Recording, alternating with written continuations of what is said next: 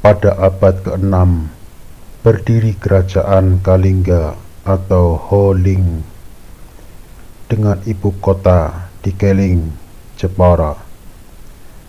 Menurut sumber sejarah, kerajaan Kalingga yang terletak antara Kabupaten Pekalongan dan Kabupaten Jepara didirikan oleh Ratu Jaisima.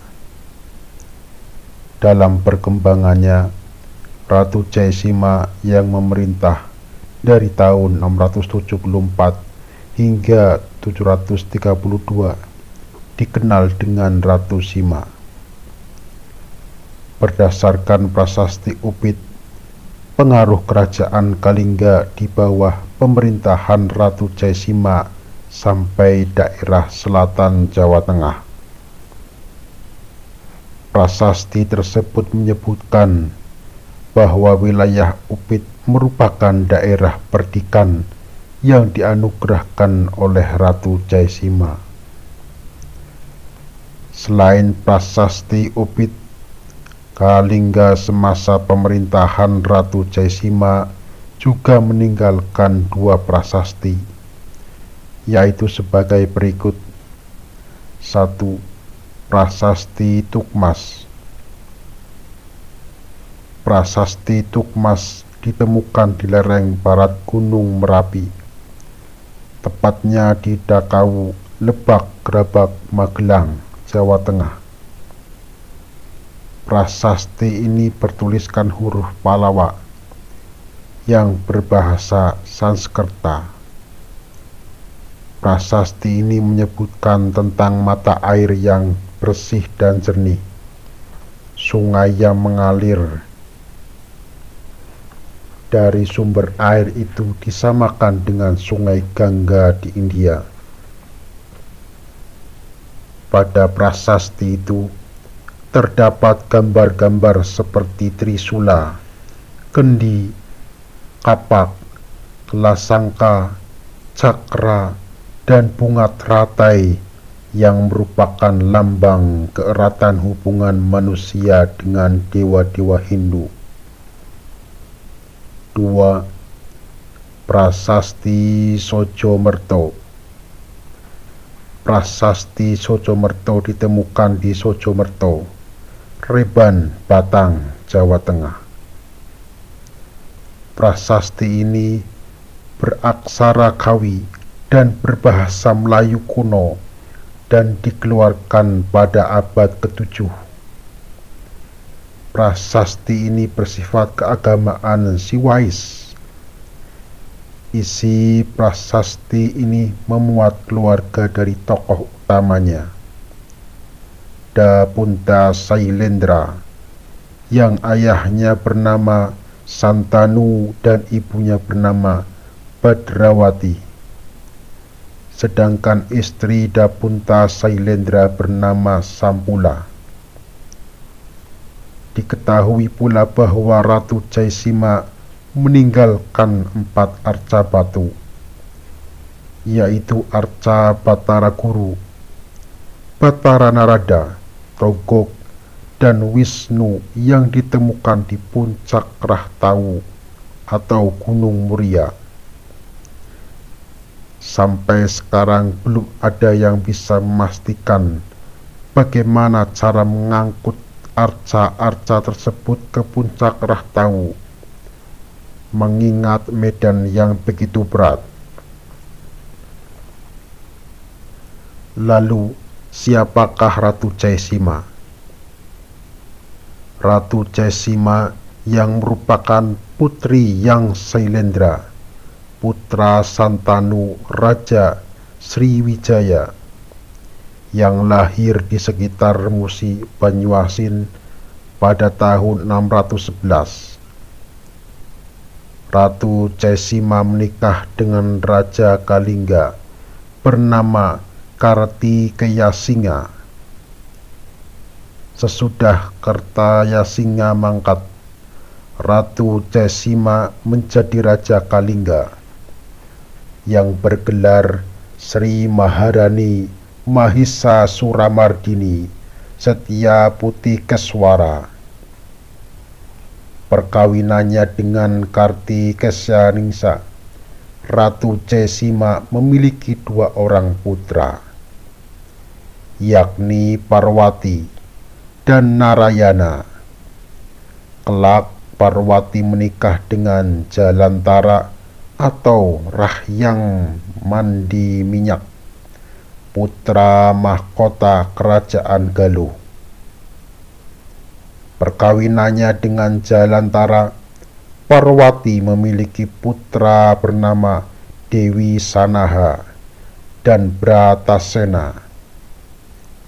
Dewi Sanaha melahirkan putra bernama Sanjaya Rakai Mataram.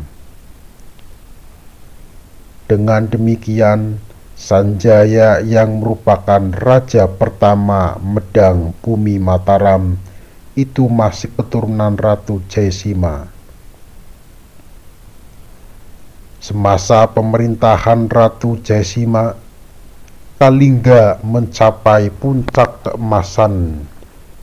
Di masa itu Kalingga dapat menjalin persahabatan dengan kerajaan Sriwijaya dan kerajaan Galuh.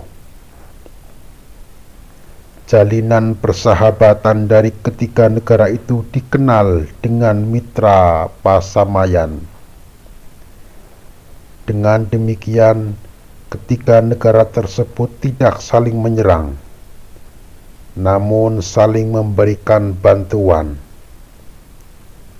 Selain berhasil menjalin persahabatan dengan kerajaan Sriwijaya dan kerajaan Galuh, Ratu Cesima berhasil mengembangkan kebudayaan, agama, sistem irigasi subak, dan pertanian. Ratu Cesima yang disegani oleh seluruh rakyat Kalingga dan raja-raja mancanegara tersebut karena menerapkan hukum yang tegas dan adil. Pemerintahan Ratu Cesima berakhir pada tahun 732. Namun tidak diketahui apakah keberakhiran pemerintahan Ratu Cesima karena lengser ke Prabon. Tidak ada sumber sejarah terpercaya yang menyebutkan tentang penyebab keberakhiran pemerintahan Ratu Cesima.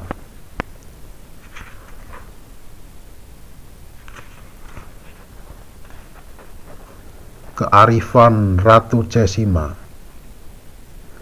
Kalingga mengalami masa kejayaan dikarenakan Ratu Cesima telah menerapkan kearifan di dalam menunaikan tugasnya sebagai raja.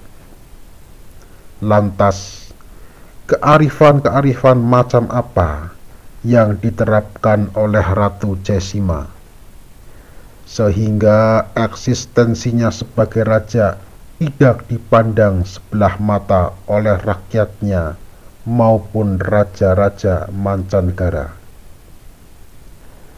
Dari berbagai literatur yang penulis cermati bahwa Ratu Cesima telah menerapkan kearifannya di dalam pemerintahan kerajaan Kalingga berdasarkan filsafat kepemimpinan Jawa, yaitu sebagai berikut.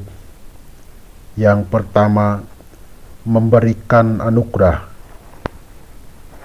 Ratu Cesima memberikan anugerah berupa kampung perdikan kepada orang-orang Upit yang telah berjasa pada negara.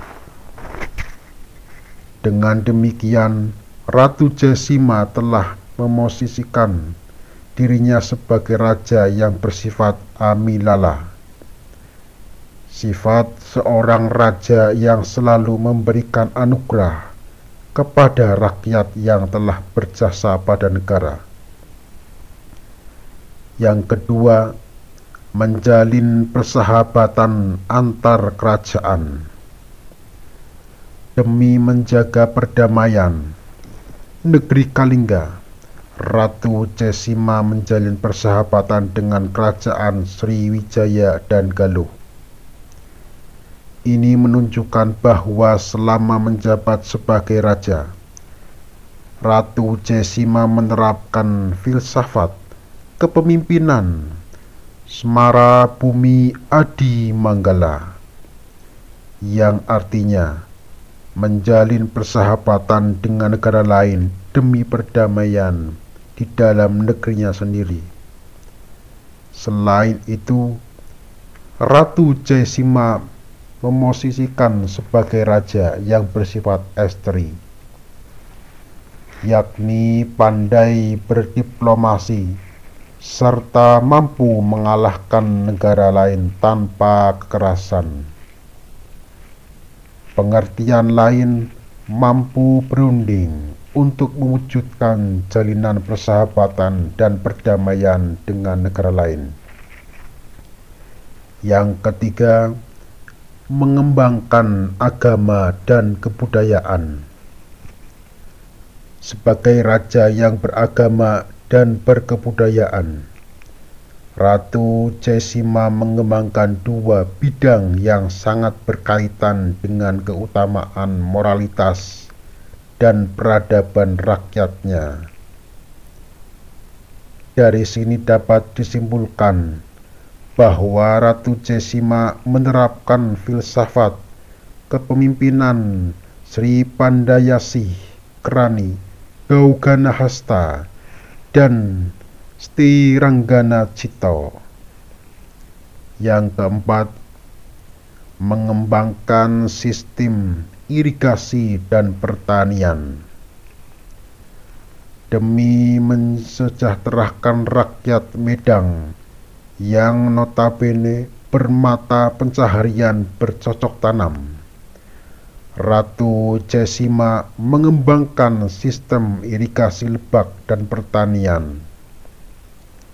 Atas kebijakan ini, Ratu Jesima menerapkan filsafat kepemimpinan Rukti Setya Garba Rukmi, Mulat Laku Jantraning Suryo, dan Murakabi, di mana seorang raja harus mampu menumbuh kembangkan daya hidup seluruh rakyat dalam meningkatkan kesejahteraan bangsa dan negaranya. Yang kelima, adil dalam perkara hukum. Dalam perkara hukum, Ratu Jesima dikenal sangat adil.